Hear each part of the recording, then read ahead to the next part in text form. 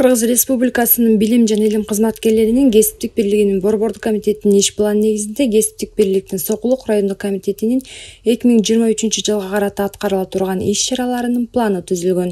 Жана ошондой эле Сокулук райондук мамлекеттик администрациясы, Сокулук райондук билим берүү бөлүмү, билим жана илим кызматкерлеринин кесиптик бирлигинин Сокулук райондук комитети менен 2021-жылдан 2023-жылдарга чейин 3 тараптуу макулдашуунун негизинде иш алып барууда.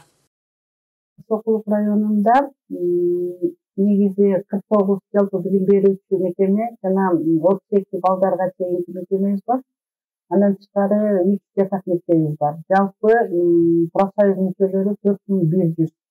Сентябрдан баштап эле мугалимдер бизге көп кайрыла башташат. Алардын айлыктарын туура бөлүштүрүшү, больничный иштердин туура төлөнүшү боюнча дагы көмөк көрсөтүп келебиз. Андан тышкары мугалимдерге эс алуу жагына дагы көп көңүл бурабыз. Быйылкы жылы дагы биздер бир 90 мугалим бул курортный профсоюздан келген, федерациядан профсоюздан келген путевкалар менен эс алып кетти. Андан тышкары өзүбүздүн бюджеттен дагы 180 мугалимди эс алдырып алдык. Анан тышкары райондордо дагы спорттук оюндар уюштурулат. Былтыр деген 1,5 миңдей мугалим катышуусунда спорт оюнун өткөздүк. Анын жеңүүчүлөрүн Суустанордогу Байтур эс алуу үйүнө алып барып эс алдырып келдик. Кызматкерлердин таламдарын экономикалык жана социалдык жактан коргоо жаатында коммуналдык кызматтарга акы төлөө, турак жай куруу үчүн жер бөлүп берүү, жаш адистерге жөлөк пул төлөө, убактылуу эмгекке жарамсыздык баракчаларына эмгек акынын өз убагында төлөнүп берилиши, эмгекке тийиштүү шарттарды түзүү жана башка бир катар маселелердин аткарылышы боюнча иштер жүргүзүлүп келет.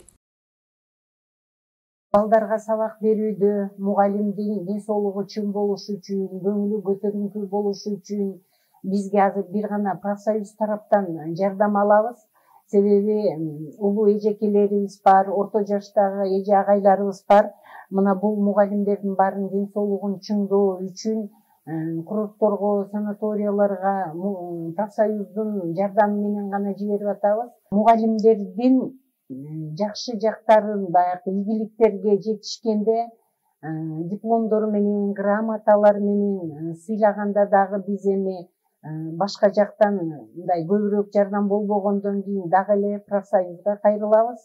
Кесиптик бирликтин баштапкы уюмдарында бир катар окутуу семинарлары өткөрүлүп, анда Кыргыз Республикасынын Министрлер кабинетинин 2022-жылдын 30-мартындагы номер 181 билим берүү системасынын педагогикалык жана айрым категориядагы кызматкерлерине эмгек акы төлөөнүн шарттары жөнүндөгү токтомуна карата түшүндүрүү иштери жүргүзүлдү.